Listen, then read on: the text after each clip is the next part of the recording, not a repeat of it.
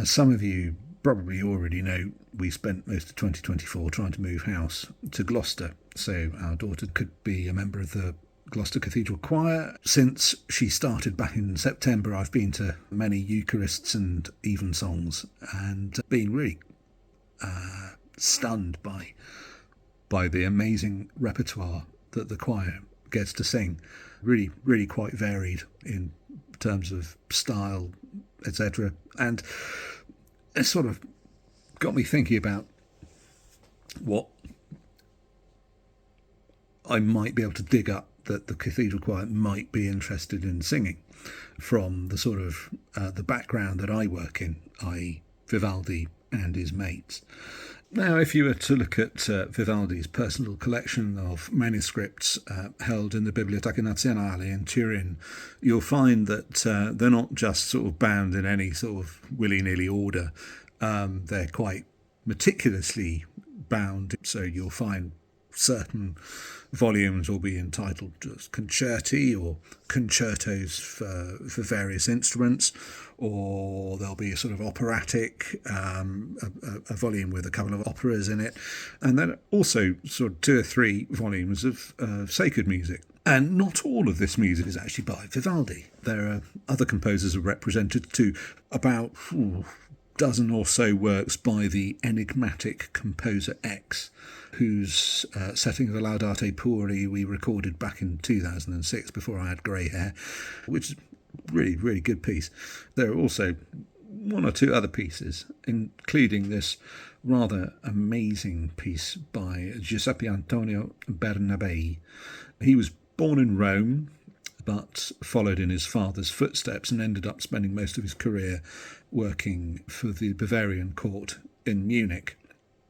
The manuscript that survives in Vivaldi's collection is in the hand of not of Vivaldi himself, but of the copyist who we used to think was his father, but now we think was his brother-in-law, his copyist-in-chief, if you like. I'll show you an extract from the manuscript. So here is the opening of this work, Offertory for the first Sunday of Advent for 4 voices ad cappellum. Ad te levavi is the title of the work. And if we go to the end of the work, you can see that down here the copyist has given the name of the composer, Giuseppe Antonio Bernabei, and dated 1701. How Vivaldi got his hands on the manuscript, I have no idea. I mean, there's sort of no obvious links between Vivaldi and Bernabei. Possibly Veracini, who was supposed to have studied with Bernabei, maybe a link there. Veracini came to Venice and performed an amazing concerto for the Holy Roman Emperor Charles VI. I guess there's also a link with the Bavarian Court via the Electress, who actually wanted Vivaldi to be Kapellmeister in Munich, but her husband said that basically Vivaldi was too expensive. I'm not quite sure that's a very good reason. I think he already had Pietro Torri, and that was good enough for him, thanks, and he didn't want to upset his wife. Anyway, but that's by the by. But it's an amazing piece. I'll just play you a little bit of it. It's of a style which you don't really associate with Vivaldi at all. I mean, it's so Steely Antico, which, considering it's written in 1701, is quite astonishing.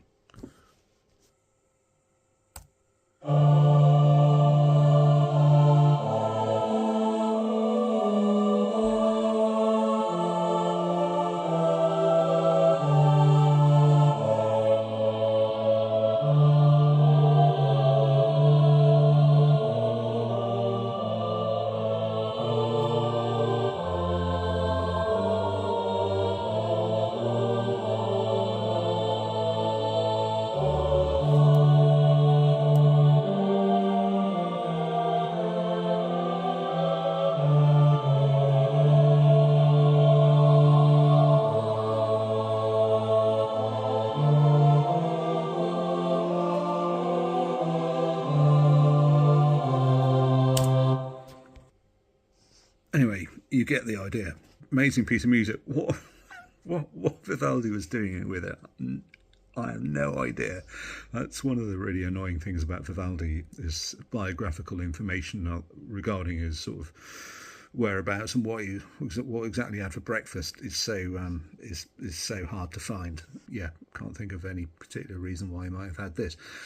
But it's an amazing piece of music. I sent a copy to Adrian Partington, Director of Music at Gloucester, and he has plans to include it when we reach Advent towards the end of the year. So I'll keep you informed in case any of you happen to be in Gloucester when it might be programmed, because it's a beautiful piece, well worth listening to.